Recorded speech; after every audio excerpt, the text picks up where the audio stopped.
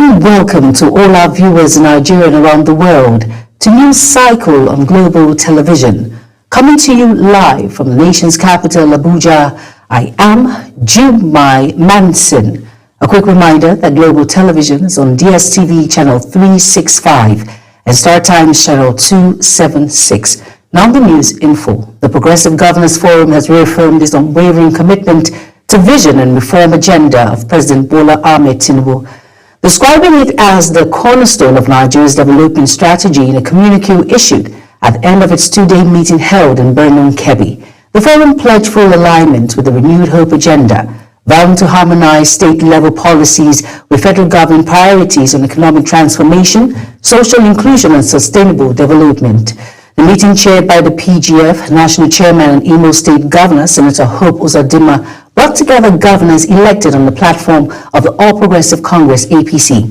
From across the country, the communique highlighted three key resolutions. First, the governors committed to sustaining the replicating priority federal projects within their respective states to ensure nationwide development impact. Second, they reaffirmed their resolve to maintain one message, one future, strengthening coordination between federal and state governments, enhancing interstate cooperation, and promoting people-centered governance and institutional integrity. Third, they pledged renewed support for APC's internal democracy policy, coherence, and institutional consolidation.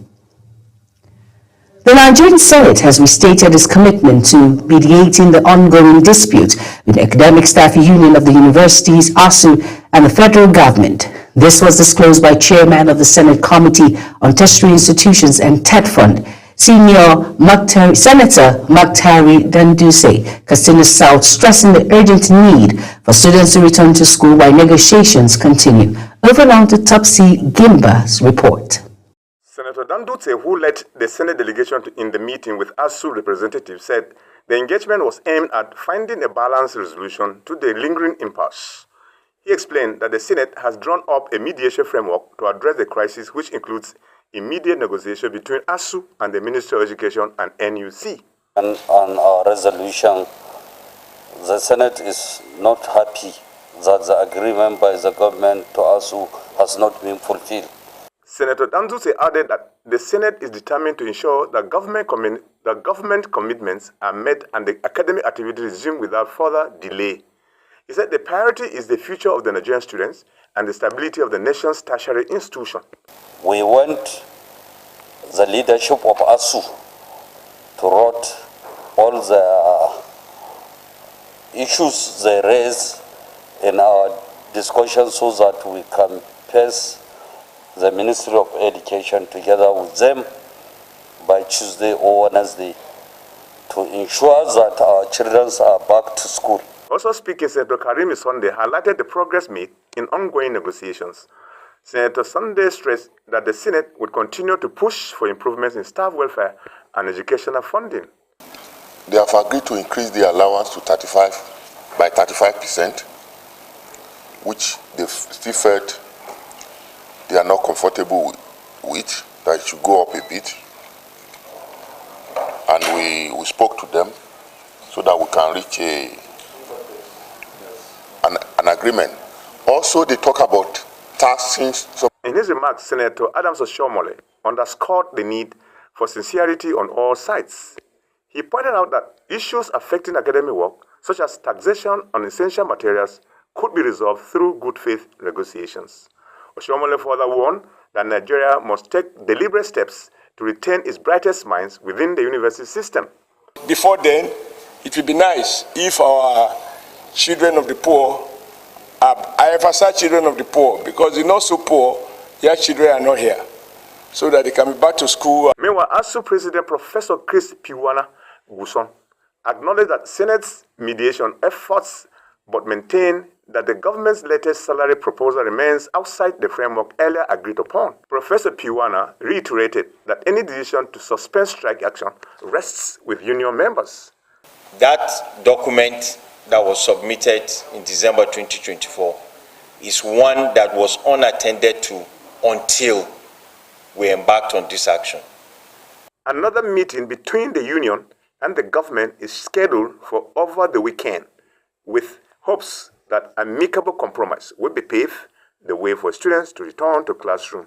Topsy Gimba, reporting for Global Television News. President Bola Ahmed Tinubu has met with Massad Brothers, senior advisor to U.S. President Donald Trump on Arab and African affairs in Rome. Talks focus on strengthening bilateral relations, boosting trade and energy cooperation, and attracting U.S. investment to Nigeria. Bolos praised Tinubu's economic reforms, while the president reaffirmed his commitment to partnership that drives sustainable growth and regional stability. Still on, President Bola Ahmed Tinubu has reaffirmed his commitment to addressing the challenges confronting Nigerians and ensuring sustainable development across the country. The president made this known during the flag-off ceremony of a round construction project in the FCT. Kabir Hassan has details. At the flag-off ceremony attended by top government officials, community leaders and residents, the Minister of the Federal Capital Territory, Nyesom Wike, called on Nigerians to be good citizens by supporting government initiatives and promoting anything that will contribute to the national development. Take two. He emphasized the president's commitment to solving the challenges facing Nigeria and ensuring that the renewed hope agenda delivers meaningful results to the people.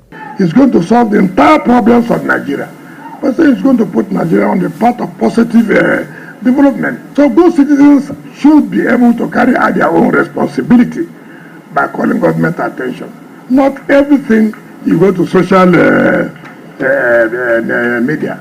Everybody should support the government to make sure the right things are done and positive results are being achieved. The minister emphasizes the government commitment to infrastructure development, stating that the newly launched project will ease traffic congestion, enhance connectivity, and promote economic activities within the area, while assuring residents of timely completion and quality delivery within the specified project duration. Kabir Hassan, reporting for Global TV News. The leadership crisis within the Labour Party appears far from over as the party's... Let's quickly go on a very quick break. The news cycle continues shortly. Stay tuned.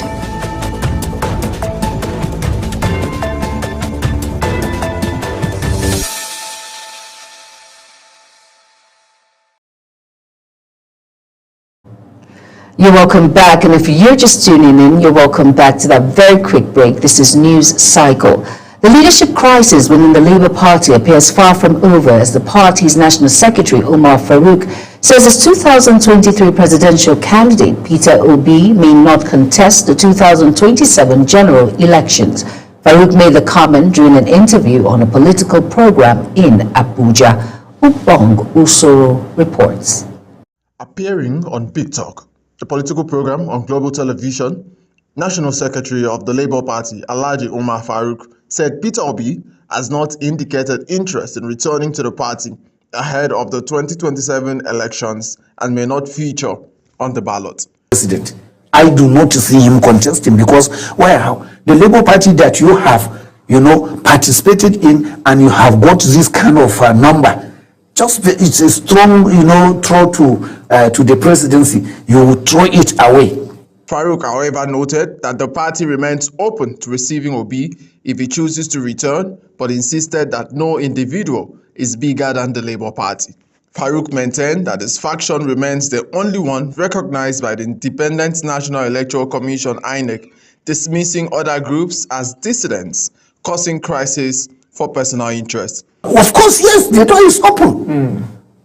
If he is coming, let him come. But I do not see him coming. The Labour Party has been embroiled in a long-running leadership tussle between two factions led by Julius Abure and Nanadi Usman, each claiming legitimacy. Political observers say the prolonged crisis may weaken the Labour Party's electoral strength ahead of the 2027 polls if reconciliation efforts fail. Ubong Usoro for Global Television. The Benue State Investment and Property Company, BIPC, has commenced juice production at its factory recently revitalized by the Executive Governor, Hyacinth Alia. The milestone was marked during a successful test run of the factory located at the industrial layout in Makodi. Benue State correspondent Felicity Ndere tells us more. For years, fruit waste, particularly oranges and mangoes, has been a major challenge in Benue State, resulting in significant economic losses for farmers due to the absence of preservation and processing facilities. For farmers, the establishment of these fruit processing plants by the earlier administration aims to add value to farm produce and drastically reduce post-harvest losses. Before then, the bag of orange was 2,000 and 1,500. But with the coming of this company, we are sure that the orange will move from here to upward.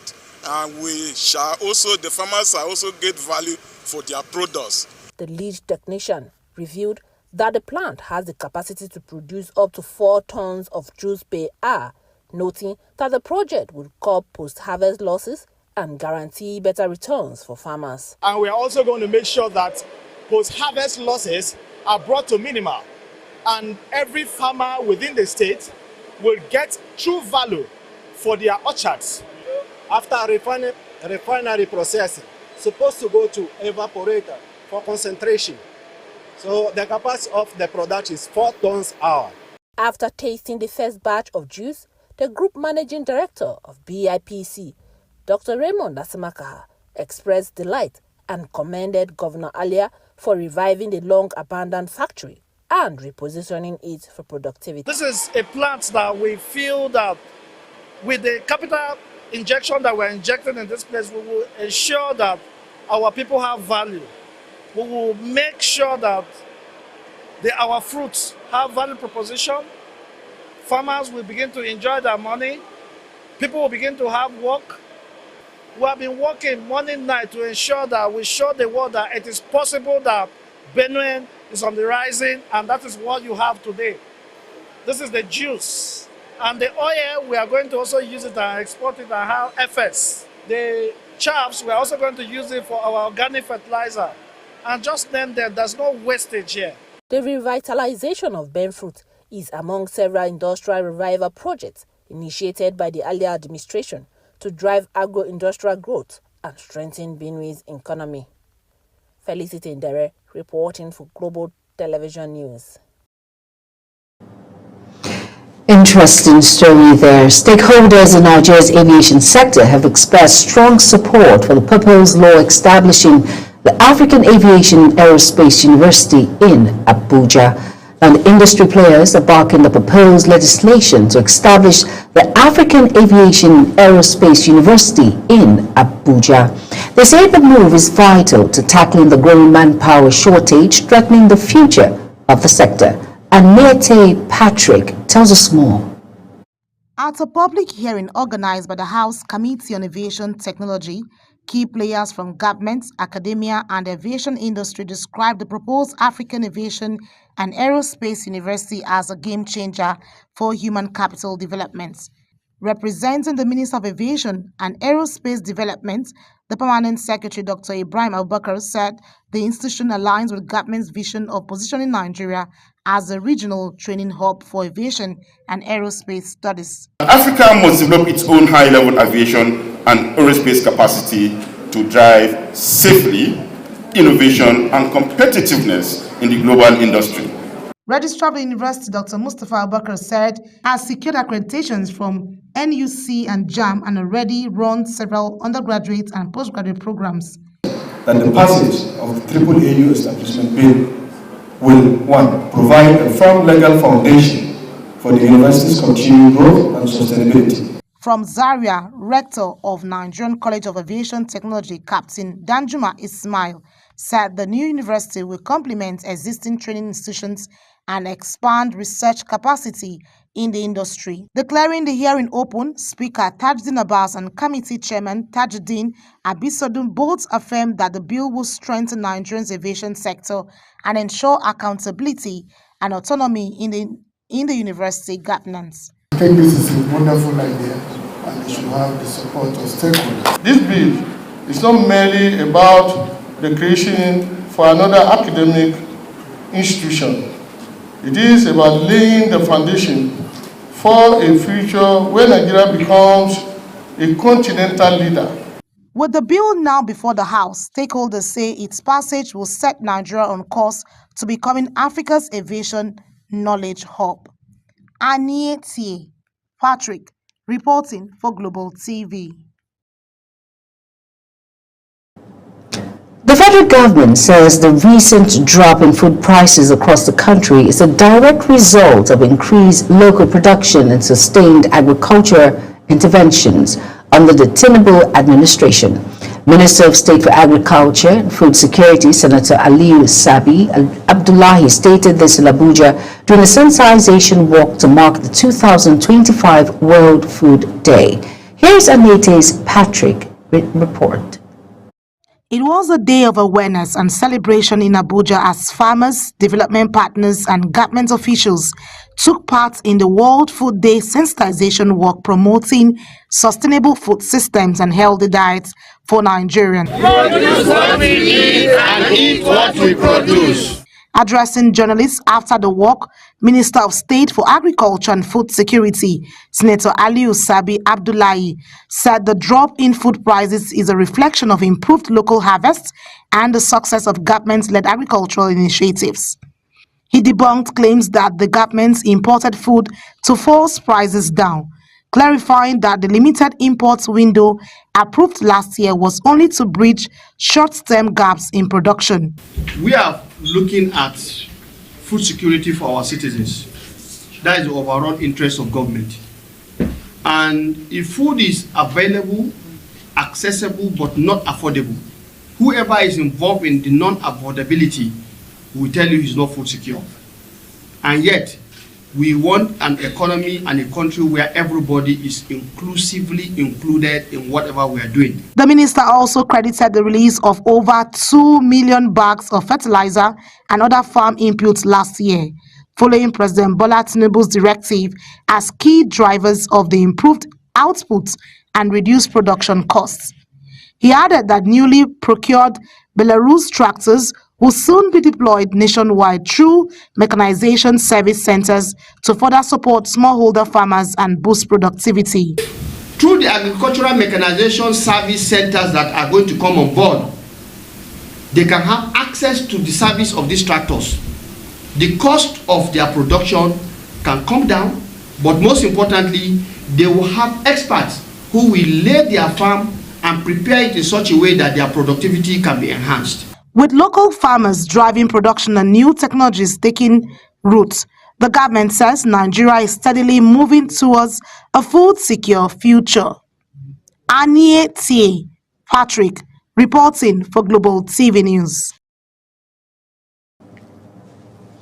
You are watching the live broadcast of News Cycle. When News Cycle returns, federal government, states and local councils share 2.1 trillion naira September revenue.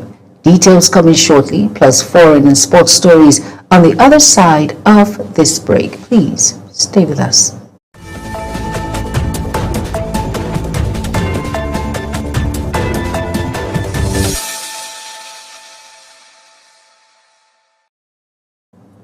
You're welcome back, and if you're just tuning in, this is News Cycle on Global Television. Thank you for staying with us. In business now, President of the Dangote Group, Aliko Dangote, has called on Nigerians to embrace and patronize locally made products in order to strengthen the nation's economy and promote national development. He made this known when former presidential aide Remo Omokri visited him in Lagos. Ubong Usoro has reports. President of the Dangote Group, Aliko Dangote, says increased patronage of made-in-Nigerian products would create jobs and reduce the country's over-independence on imported goods. Dangote noted that Nigeria has the capacity to produce most of the goods currently being imported if local manufacturers are adequately supported. He explained that excessive importation weakens the naira and puts pressure on the economy, while local production drives industrial growth and economic resilience. I want to encourage all Nigerians to buy only made in Nigeria. When you buy anything made in Nigeria, you are helping to create jobs. And the only way for us to be a stronger nation is to patronize ourselves and be buying made in Nigeria only, so that we can encourage, create jobs and prosperity. The industrialists also urge government at all levels to introduce policies that will encourage production, address power challenges, and support small and medium-scale enterprises. Dangote emphasized that for Nigeria to attain global competitiveness, citizens must embrace locally made products just like other countries by prioritizing homegrown production. Ubong Usoro for Global Television. The Federation Accounts Allocation Committee, FAAC, has shared 2.103 trillion naira in September 2025 revenue among the federal, state, and local governments. The total included 1.239 trillion naira from statutory revenue, 812 billion naira from VAT, and 51 billion naira from the electronic money transfer levy. FAAC's communique said the federal government received 711 billion naira, state to 727 billion naira, and local government 530 billion naira, with 134 billion naira allocated to oil-producing states as derivation revenue. In a renewed push towards food security, the federal government has empowered young farmers, schools, and cooperatives with agricultural inputs to boost local production and reduce hunger. The initiative was unveiled in Abuja as Nigeria joined the global community to commemorate the 2025 World Food Day. Global TV's Anete Patrick tells us more. Marking this year's World Food Day with the theme Hand in Hand for Better Food and a Better Future, Minister of State for Agriculture and Food Security, Aliyu Abdullahi, says the government is integrating the First Lady's Renewed Hope initiative, noting that the initiative is strengthening the nation's food system by supporting the next generation of farmers. When we have pockets of production centers through Every Home a Garden, through Young Farmers Club, and through community-driven projects such as Muje Kuje, definitely we will be contributing to the volume of food that is available in the market. Minister of Livestock Development, Idi Meha, emphasized the importance of incorporating animal husbandry into school farming programs to help students understand the full food chain. He revealed plans to modernize schools and community farms through the Agricultural Research Council's Technology Adoption Program. We want to see goats, sheep, and particularly dairy cows, so that you can do milking here and start selling your milk, selling your yogurt, and making cheese here. Students and young farmers showcase innovative agricultural practices, including members of the Young Farmers Club of Government Secondary School, Karshi, whose slogan, "From the Classroom to the Community," has gained international recognition from the Food and Agriculture Organization. With initiatives like this, the federal government hopes to inspire a new generation of farmers and build a more resilient, food-secure Nigeria. Aniete Patrick, reporting for Global TV News. Moving on to the foreign scene now, Ivory Coast has imposed a 2-month ban on political rallies ahead of next week's presidential election, citing national security concerns. The Interior and Defense Ministries announced the ban after protests erupted over the exclusion of opposition figures Laurent Gbagbo and Tadane Taram from the race. Authorities say over 700 people have been arrested in recent unrest, while Amnesty International has urged the government to stop repressing citizens. Ukrainian President Vladimir Zelensky has left Washington without securing Tomahawk cruise missiles after talks with U.S. President Donald Trump. Trump said the United States will not take steps that could escalate the war, calling instead for both sides to stop where they are. The meeting came a day after Trump's phone call with Russian President Vladimir Putin, as Zelensky warned that long-range missiles could cripple Moscow's war economy.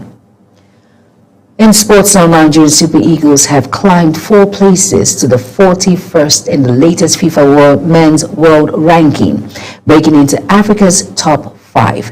The team's recent victories over Lesotho and Benin Republic boosted their points tally and secured a spot in the 2026 World Cup playoffs.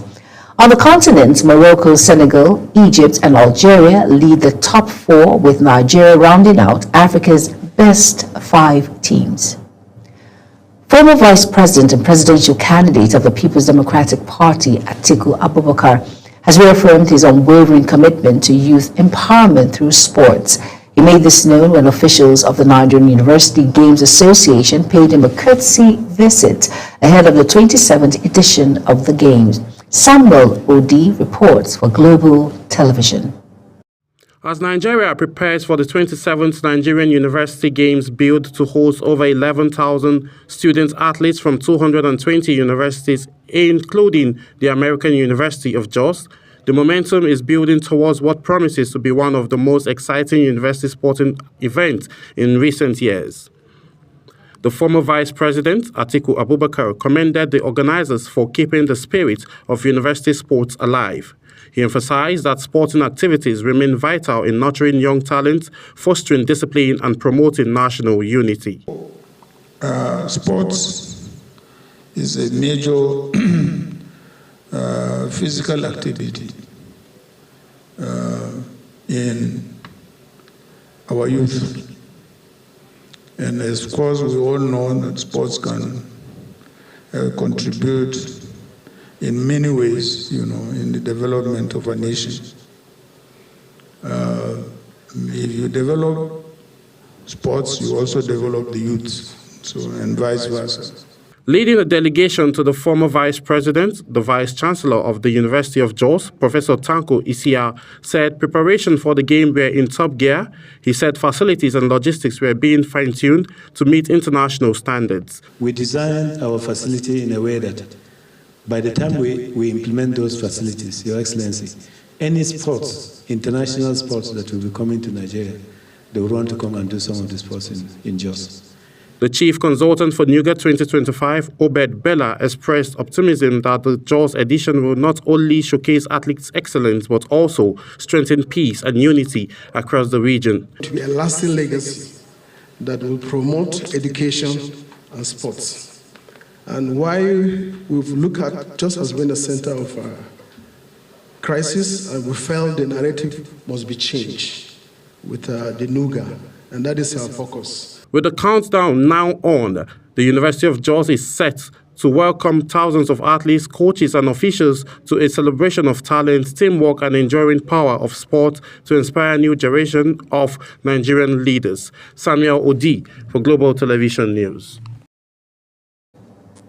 Now that's it on Global TV News Cycle. A quick reminder that Global TV is on DSTV channel 365 and Star Times channel 276. Kindly follow us across all social media platforms now showing on your screen by using @GlobalTVNG. I am Jumai Manson. Thank you for watching. Good evening.